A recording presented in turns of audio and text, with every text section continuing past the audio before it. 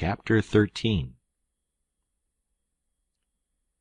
Well, I catched my breath and most fainted. Shut up on a wreck with such a gang as that.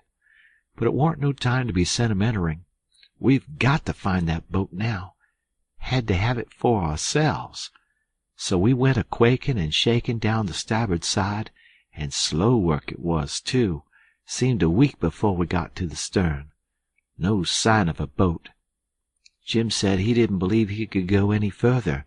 So scared he hadn't hardly any strength left, he said. But I said, come on. If we get left on this wreck, we are in a fix, sure. So on we prowled again. We struck for the stern of the Texas, and found it, and then scrabbled along forwards on the skylight, hanging on from shutter to shutter, for the edge of the skylight was in the water. When we got pretty close to the cross-hall door, there was the skiff, sure enough. I could just barely see her. I felt ever so thankful. In another second I would have been aboard of her, but just then the door opened. One of the men stuck his head out only about a couple of foot from me, and I thought I was gone. But he jerked it in again and says, "Heave that blame lantern out of sight, Bill." He flung a bag of something into the boat, and then got in hisself and sat down. It was Packard. Then Bill, he come out and got in. Packard says in a low voice, "All ready, shove off." I couldn't hardly hang on to the shutters, I was so weak. But Bill says, "Hold on. You go through 'em?" "No, didn't you?" "No, he's got his share of the cash yet." "Well, then, come along. No use to take truck and leave money." "Say, won't he suspicion what we're up to?" "Maybe he won't, but we got to have it anyway. Come along." So they got out and went in. The door slammed to because it was on the careen side, and in a half-second I was in the boat, and Jim come tumbling after me. I out with my knife and cut the rope, and away we went. We didn't touch an oar, and we didn't speak nor whisper, nor hardly even breathe. We went gliding swift along, dead silent, past the tip of the paddle box and past the stern. Then in a second or two more we was 100 yards below the wreck, and the darkness soaked her up, every last sign of her, and we was safe and knowed it. When we was 300 or 400 yards downstream, we see the lantern show like a little spark of the Texas door for a second, and we knowed by that the rascals had missed their boat and was beginning to understand that they was in just as much trouble now as Jim Turner was. Then Jim manned the oars, and we took out after the raft. Now was the first time that I begun to worry about the men. I reckoned I hadn't had time to before. I begun to think how dreadful it was, even for murderers, to be in such a fix. I says to myself, there ain't no tellin' but I might come to be a murderer myself yet, and then how would I like it?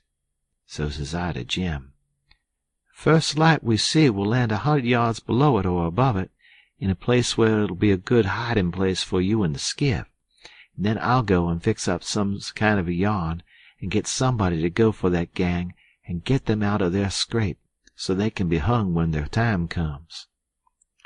But that idea was a failure, for pretty soon it begun to storm again, and this time worse than ever. The rain poured down, and never a light showed. Everybody in bed, I reckon. We boomed along down the river, watching for lights and watching for our raft.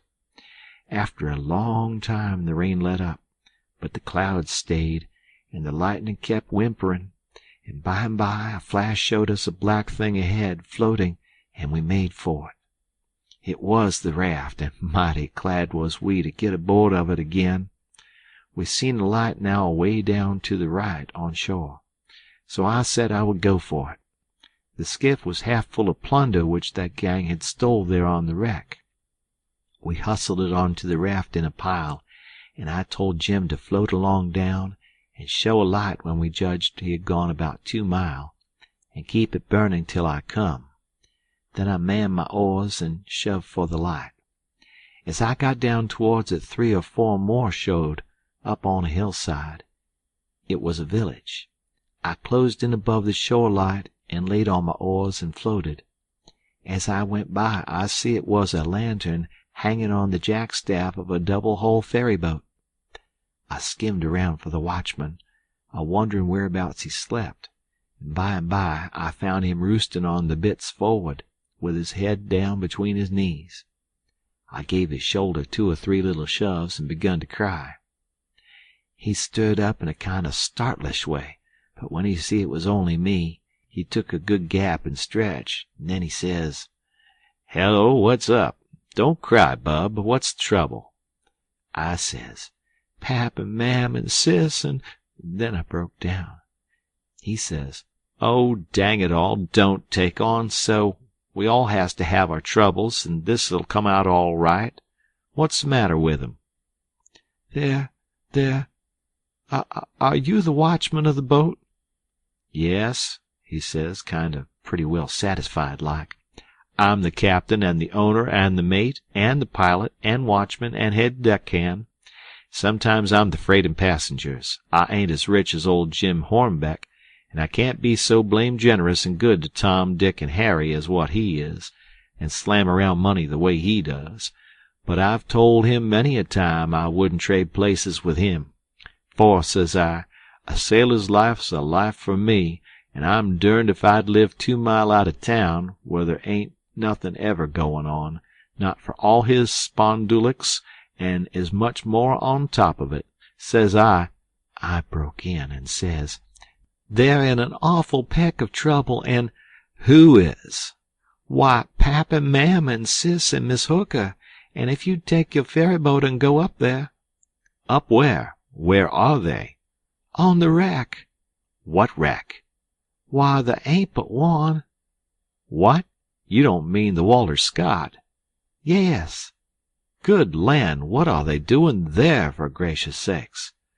"Well, they didn't go there a purpose."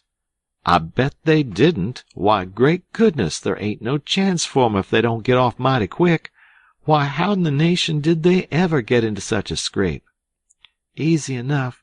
Miss Hooker was a-visitin' up there to the town." "Yes, Booth's Landing. Go on."